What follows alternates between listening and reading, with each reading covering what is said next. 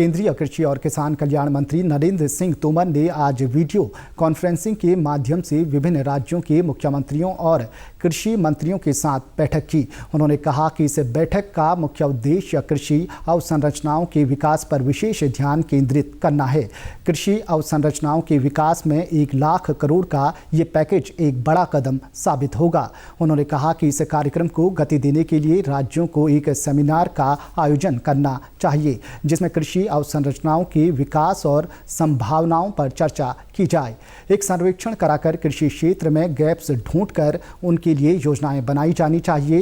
किसानों को सुविधाएं उपलब्ध कराई जाए ताकि किसान अपने उत्पाद को लंबे समय तक और उचित मूल्य मिलने तक सुरक्षित रख सके।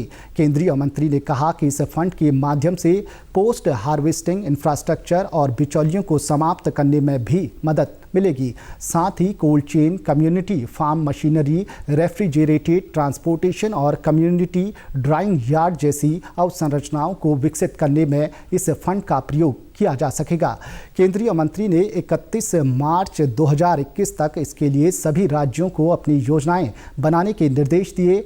बैठक में मुख्यमंत्री त्रिवेंद्र सिंह रावत ने कहा कि केंद्र द्वारा प्रत्येक जनपद में 2-2 FPO बनाए जाने के लिए दिए गए लक्ष्य को हम समय पर पूरा कर लेंगे। उन्होंने पर्वतीय राज्यों के लिए अलग से नीति बनाए जाने का सुझाव दिया।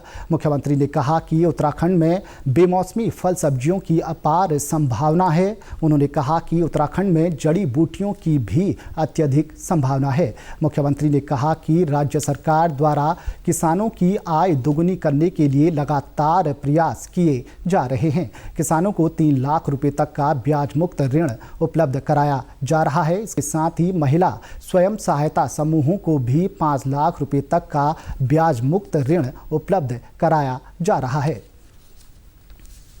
हर जिले को 2-2 FPO का टारगेट उन्होंने दिया।